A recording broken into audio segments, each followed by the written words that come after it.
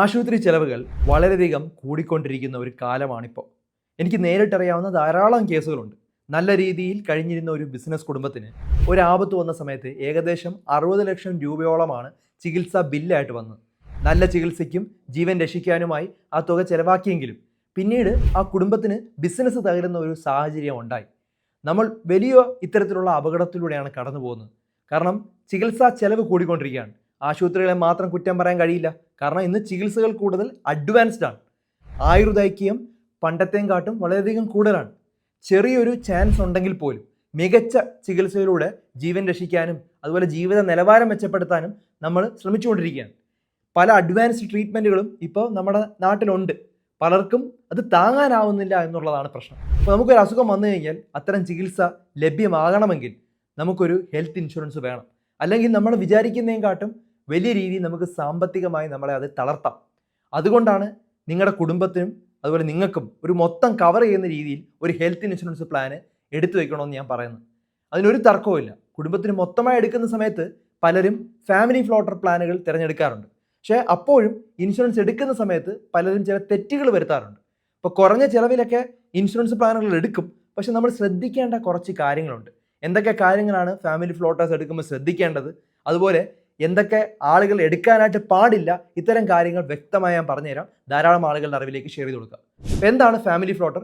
ഒരു കുടുംബത്തിലെ എല്ലാവർക്കും കൂടി ഉപയോഗിക്കാവുന്ന ഒരു സിംഗിൾ ഹെൽത്ത് ഇൻഷുറൻസ് പോളിസിയാണ് ഫാമിലി ഫ്ലോട്ടർ. ഓരോരുത്തർക്കും വെവ്വേറെ പോളിസി വാങ്ങുന്നതിന് പകരം എല്ലാവർക്കും കൂടി ഒരു നിശ്ചിത തുക നമ്മൾ കവറേജ് ലഭിക്കുന്നു എന്നുള്ളതാണ് അതിൻ്റെ അഡ്വാൻറ്റേജ്. ഉദാഹരണത്തിന് നിങ്ങൾ 10 ലക്ഷം രൂപയുടെ ഒരു ഫാമിലി ഫ്ലോട്ടർ പ്ലാൻ എടുത്തു എന്ന് കരുതുക. നിങ്ങൾക്കും നിങ്ങളുടെ പങ്കാളിക്കും കുട്ടിക്കും ഈ 10 ലക്ഷം രൂപ ആവശ്യാനുസരണം ഉപയോഗിക്കാം. വർഷത്തിനിടയിൽ നിങ്ങളുടെ പാർട്ട്ണർക്ക് സുഖമില്ലാതെ ആശുപത്രിയിലാകുകയും 4 ലക്ഷം രൂപ ചിലവാകുകയും ചെയ്തു കഴിഞ്ഞാൽ ബാക്കിയുള്ള 6 ലക്ഷം രൂപ ആ വർഷം നിങ്ങൾക്കോ നിങ്ങളുടെ കുട്ടികൾക്കോ ആവശ്യമായി ഉപയോഗിക്കാണ്ട് പറ്റും. അപ്പോൾ പോളിസിയുടെ തുക മുഴുവൻ തീരുന്നത് വരെ ഇങ്ങനെ ഉപയോഗിക്കാണ്ട് പറ്റും. ഇനി റീസ്റ്റോറേഷൻ ബെനിഫിറ്റ് എന്നുള്ള ഒരു ഫീച്ചർ നമുക്കുണ്ടെങ്കിൽ ഈ തുക ശരിക്കും വീണ്ടും ലഭിക്കാനും സാധ്യതയുണ്ട്. ഇപ്പോൾ ഇൻഷുറൻസ് കമ്പനികൾ അനുസരിച്ച് ഈ ചെറിയ ചെറിയ മാറ്റങ്ങൾ അവർ വരുത്തുന്നുണ്ട്. അത് നമ്മൾ ശ്രദ്ധിച്ച് വായിച്ചു നോക്കണം. അപ്പോൾ ശരിക്കും സാധാരണതയിൽ നിങ്ങൾക്ക് നിങ്ങളെ ആഡ് ചെയ്യാൻ പറ്റും. നിങ്ങളെ ആശ്രയിച്ച് കഴിയുന്ന മക്കൾ, നിങ്ങളുടെ പാർട്ട്ണർ, അതിനെയൊക്കെ ആഡ് ചെയ്യാൻ പറ്റും. ചില പ്ലാനുകളിൽ മാതാപിതാക്കളെ ഉൾപ്പെടുത്താൻ പറ്റും. ഇപ്പോൾ ഫാമിലി ഫ്ലോട്ടറിൽ ആരെ വേണമെങ്കിലും ചേർക്കാനായിട്ട് പാടില്ല. മിക്കവാറും പോളിസി മുതിർന്നവരെ 2 പേരെ അനുവദിക്കുള്ളൂ. സാധാരണയായിട്ട് ഭർത്താവും ഭാര്യയാണ് സാധാരണ ആഡ് ചെയ്യാറുള്ളത്. ഇനി പാർട്ട്ണറിൻ്റെ മാതാപിതാക്കളെയും കൂടെ ആഡ് ചെയ്യുന്ന രീതിയിലുള്ള പ്ലാനുകൾ ഇപ്പോൾ ഉണ്ട്. ഇപ്പോൾ ചില പോളിസികളിൽ സഹോദരങ്ങളെ ആഡ് ചെയ്യാനായിട്ട് പറ്റും. അപ്പോൾ ഇതൊക്കെ ഏതൊക്കെ പോളിസിയിൽ എന്തൊക്കെ ആഡ് ചെയ്യാമെന്നുള്ളത് നമ്മൾ കമ്പയർ ചെയ്ത് നോക്കിയാലേ അറിയാനായിട്ട് പറ്റും. ചിലതിൽ ഇൻലോസിന് ആഡ് ചെയ്യാൻ പറ്റും, മറ്റ് ഫാമിലി മെമ്പേഴ്സിന് ആഡ് ചെയ്യാൻ പറ്റും. അങ്ങനെ കുറേ ആളുകളൊക്കെ ആഡ് ചെയ്യാനുള്ള ഓപ്ഷൻസുകളും ഇപ്പോൾ അവൈലബിൾ ആണ്. ഇത് എടുക്കുന്നതിനായിട്ട് ഞാൻ ഈ വീഡിയോയുടെ ഡിസ്ക്രിപ്ഷനിലും അതുപോലെ കമൻറ്റിലും ഒരു ലിങ്ക് കൊടുത്തിട്ടുണ്ട്. അല്ലെങ്കിൽ സ്ക്രീനിലുള്ള ഒരു QR കോഡ് സ്കാൻ ചെയ്ത് കഴിഞ്ഞാലും അവിടെ എത്താനായിട്ട് പറ്റും. ആ ലിങ്കിൽ പോയി കഴിഞ്ഞാൽ നിങ്ങൾക്ക് ഇതെല്ലാം കമ്പയർ ചെയ്ത് മനസ്സിലാക്കാനായിട്ട് പറ്റും. 400 മുതൽ 500 രൂപയിൽ സ്റ്റാർട്ട് ആകുന്നുണ്ട്. 1 കോടി വരെ കവറേജ് കിട്ടുന്ന പ്ലാനുകൾ എടുക്കാനായിട്ട് കഴിയും. അവിടെ നിങ്ങൾക്ക് സ്വയം ഇൻഡിവിജ്വൽ പോളിസി വേണോ അതോ നിങ്ങളുടെ ഫാമിലിയിൽ എല്ലാവരും കൂടെ ഉൾപ്പെടുത്തിയിട്ടുള്ള ഫാമിലി ഫ്ലോട്ടർ ആണോ വേണത്, നിങ്ങൾക്ക് തന്നെ ആലോചിച്ച് സെലക്ട് ചെയ്യാനായിട്ട് പറ്റും. എനിക്കറിയാവുന്ന പല ആളുകളും ഇപ്പോൾ ഫാമിലി ഫ്ലോട്ടർ ഇൻഷുറൻസ് ആണ് എടുക്കുന്നത്. അതിൻ്റെ കാരണം ഞാൻ ആലോചിച്ചപ്പോൾ 3 കാരണമാണ് എനിക്ക് തോന്നിയത്.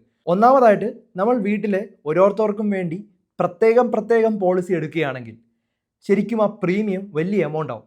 ഓരോന്നിനും നമ്മൾ അടയ്ക്കുന്ന പ്രീമിയം വളരെ ഹൈ ആവും കൂട്ടി നോക്കിക്കഴിഞ്ഞാൽ.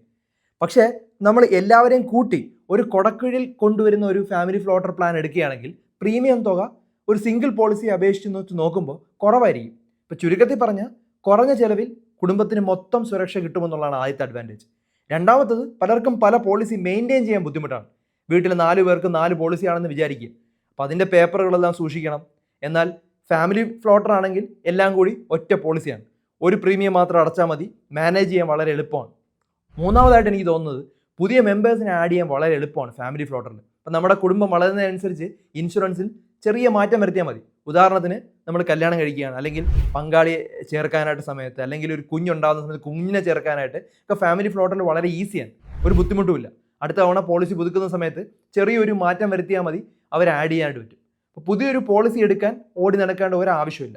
ഇതൊക്കെയാണ് ഫാമിലി ഫ്ലോട്ടറിൻ്റെ ഗുണങ്ങൾ. ഇനി ചില ദോഷങ്ങൾ ഇതിനുണ്ട്, അത് മനസ്സിലാക്കണം. ഒന്നാമതായിട്ട്, ഇവിടെ ആകെയുള്ള കവറേജ് തുക എല്ലാവർക്കും കൂടിയുള്ളതാണ്. നമ്മൾ നേരത്തെ പറഞ്ഞതും അത് തന്നെയാണ്. എല്ലാവർക്കും കൂടിയാണ് ആ പൈസ. ഉദാഹരണത്തിന് ഒരു 10 ലക്ഷം രൂപയുടെ പ്ലാനിൽ ഒരാളുടെ ശസ്ത്രക്രിയയ്ക്ക് തന്നെ 8 ലക്ഷം രൂപ ചിലവായെന്ന് കരുതിക്കും.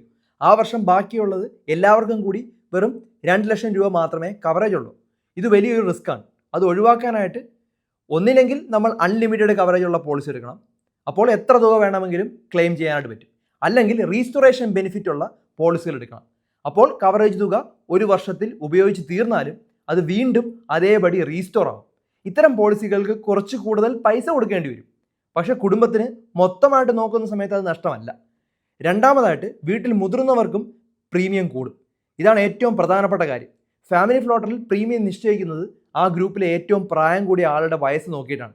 ഇപ്പോൾ 35 വയസ്സുള്ള നിങ്ങളും 65 വയസ്സുള്ള അച്ഛനും ഒരേ പ്ലാനിലാണെങ്കിൽ ഇൻഷുറൻസ് കമ്പനി പ്രീമിയം കണക്കാക്കുന്നത് എല്ലാവർക്കും 65 വയസ്സുള്ളതുപോലെയാണ്. ഇത് ചിലപ്പോൾ പ്രീമിയം തുക കൂടാൻ കാരണമാവും. അതുകൊണ്ട് പ്രായമായവർക്ക് പ്രത്യേകം പ്ലാൻ എടുക്കുന്നതാണ് ഏറ്റവും ലാഭകരം. എപ്പോഴും ഒരേ ഏജ് ഗ്രൂപ്പ് ഉള്ളവരെ ഉൾപ്പെടുത്തി സെപ്പറേറ്റ് ആയിട്ട് പോളിസി എടുക്കുന്നതാണ് നല്ലത്. ഇപ്പോൾ കുട്ടികൾക്ക് മാത്രമായിട്ടൊരു പ്ലാൻ, നിങ്ങൾക്കും പാർട്ട്ണർക്കുമായിട്ടൊരു പ്ലാൻ, പിന്നെ പ്രായമായ മാതാപിതാക്കളുമായിട്ടുള്ള പ്ലാൻ. ആ രീതിയിലെടുത്താൽ വലിയ പ്രശ്നങ്ങളൊന്നും ഉണ്ടാവില്ല. മൂന്നാമതായിട്ട് റൂം റെൻറ്റ് ലിമിറ്റ്. അതുണ്ടെങ്കിൽ ഇത് ബുദ്ധിമുട്ടാവും. ചില പ്ലാനുകളിൽ മുറി വാടകയും ശസ്ത്രക്രിയയൊക്കെ ഒരു പരിധി സബ് ലിമിറ്റ് വെച്ചിട്ടുണ്ടാവും. എല്ലാവരും കൂടി ഒരു തുക പങ്കിട്ട് ഉപയോഗിക്കുന്ന ഫാമിലി പ്ലാനിൽ ഇത്തരം ലിമിറ്റുകൾ സാധാരണ ഉണ്ടാവും. അത് വലിയ ബുദ്ധിമുട്ടാവും. അതുകൊണ്ട് എപ്പോഴും നോ റൂം റെൻറ്റ് ലിമിറ്റ് എന്നത് നമ്മൾ സെലക്ട് ചെയ്യണം. അത് നമ്മൾ സെലക്ട് ചെയ്തിട്ട് വേണം എടുക്കാൻ. അതുപോലെ പല രോഗങ്ങൾക്കും സബ് ലിമിറ്റ് ഉണ്ടായിരിക്കും. അങ്ങനെ വരുമ്പോൾ അസുഖങ്ങൾക്ക് കവറേജ് തുകയിൽ ലിമിറ്റ് ഉണ്ടാവും. ഉദാഹരണത്തിന് നിങ്ങളുടെ കുടുംബത്തിന് 25 ലക്ഷം രൂപയുടെ പോളിസി ഉണ്ടെന്ന് കരുതുക. ഒരു 10 ലക്ഷം രൂപയുടെ ട്രീറ്റ്മെൻറ്റ് കോസ്റ്റ് നിങ്ങൾക്ക് വന്നാൽ അതിന് 5 ലക്ഷം രൂപയെ എന്ന സബ് ലിമിറ്റ് പോളിസിയിലുണ്ടെങ്കിൽ നിങ്ങൾ 10 ലക്ഷം രൂപ ക്ലെയിം കിട്ടില്ല, 5 ലക്ഷമേ കിട്ടുള്ളൂ. അത് നിങ്ങൾ കൊടുക്കേണ്ടതായിട്ട് വരും. അപ്പം അങ്ങനെ സബ് ലിമിറ്റ് ഉണ്ടോ എന്നുള്ളത് നമ്മൾ ചെക്ക് ചെയ്യണം. ഇനി നിങ്ങൾക്ക് ഓൾറെഡി ഒരു അസുഖം ഉണ്ടെങ്കിൽ അത് കൃത്യമായിട്ട് എൻ്റർ ചെയ്ത് അതിന് ഡേ 1 മുതൽ കവറേജ് കിട്ടുന്ന രീതിയിലുള്ള പോളിസികളുണ്ട്, അതും എടുക്കാം. ഇപ്പോൾ നിങ്ങളുടെ കുടുംബത്തിൽ diabetes, thyroid problem, blood pressure, asthma പോലുള്ള അസുഖങ്ങൾ ഉള്ളവർക്കുണ്ടെങ്കിൽ പോലും ഇൻഷുറൻസ് എടുത്ത് 1ാമത്തെ ദിവസം മുതൽ കവറേജ് കിട്ടുന്ന പ്ലാനുകൾ ഇപ്പോൾ അവൈലബിൾ ആണ്. അതും സെലക്ട് ചെയ്യാം. പ്രവാസികൾക്കും ഇപ്പോൾ പുറത്തു നിന്നൊക്കെ എടുക്കുന്നതിനെക്കാട്ടും 35% വരെ ചിലവ് കുറവിൽ നാട്ടിൽ നിന്ന് ഹെൽത്ത് ഇൻഷുറൻസ് എടുക്കാനായിട്ട് പറ്റും. 30 മിനിറ്റിനുള്ളിൽ തന്നെ ക്ലെയിമിന് ഡോക്യുമെൻറ്റേഷൻ അടക്കമുള്ള കാര്യങ്ങൾ നിങ്ങൾക്ക് ലഭിക്കും. അതുപോലെ നിങ്ങൾക്ക് ഡെഡിക്കേറ്റഡ് മാനേജറുമായിട്ട് സംസാരിക്കണമെങ്കിൽ അവരുമായിട്ട് സംസാരിക്കുകയും ചെയ്യും. അപ്പോൾ ഇത് കമ്പയർ ചെയ്ത് നോക്കി ഏറ്റവും നല്ല കാര്യങ്ങൾ സെലക്ട് ചെയ്ത് എടുക്കുന്നതിനാണ് ഏറ്റവും നല്ലത്. ഒരു കാര്യം കൊണ്ട് എനിക്ക് പറയാനുണ്ട്.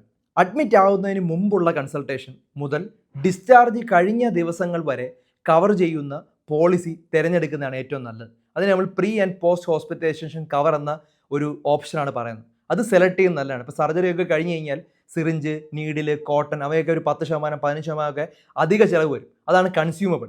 അപ്പോൾ ഇതെല്ലാം കൂടെ കവർ ആവുന്ന രീതിയിൽ നമ്മൾ പോളിസി എടുക്കുന്നതാണ് ഏറ്റവും ബെറ്റർ.